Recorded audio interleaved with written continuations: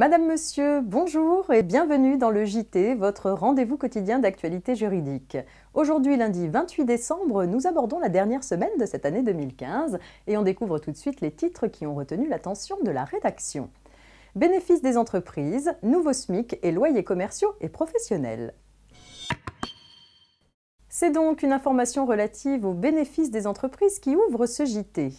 Dans les sociétés anonymes cotées, les rémunérations différées versées aux dirigeants sont déductibles du bénéfice net dans la limite de 6 fois le plafond annuel de la sécurité sociale par bénéficiaire. Il s'agit notamment des rémunérations, des indemnités, des avantages ou des engagements de retraite chapeau dus en raison de la cessation ou du changement des fonctions de président, directeur général ou directeur général délégué. Les rémunérations différées versées depuis le 1er novembre 2015 ne sont plus déductibles du bénéfice net de l'entreprise que dans la limite de 3 fois le plafond annuel de la sécurité sociale par bénéficiaire, soit 114 120 € sur la base du plafond 2015 et 115 848 € sur la base du plafond 2016. On poursuit avec le nouveau SMIC. Le SMIC horaire brut est porté à 9,67 € au 1er janvier 2016 contre 9,61 € depuis le 1er janvier 2015, soit une revalorisation annuelle de 0,6% sans coup de pouce.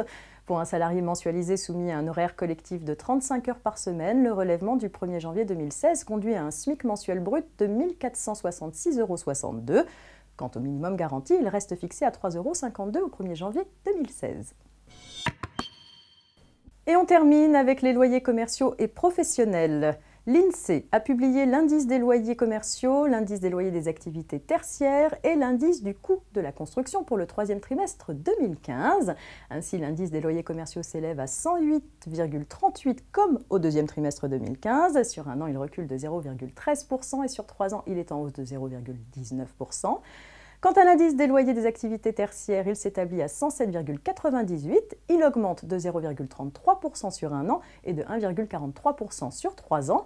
Enfin, l'indice du coût de la construction s'élève à 1608 au 3e trimestre 2015 contre 1614 au 2e trimestre 2015. Sur un an, il est en baisse de 1,17% et sur 3 ans, il diminue de 2,43%. Sur 9 ans, l'indice du coût de la construction est en hausse de 16,44%. C'est la fin de cette édition, excellent début de semaine à tous et à demain.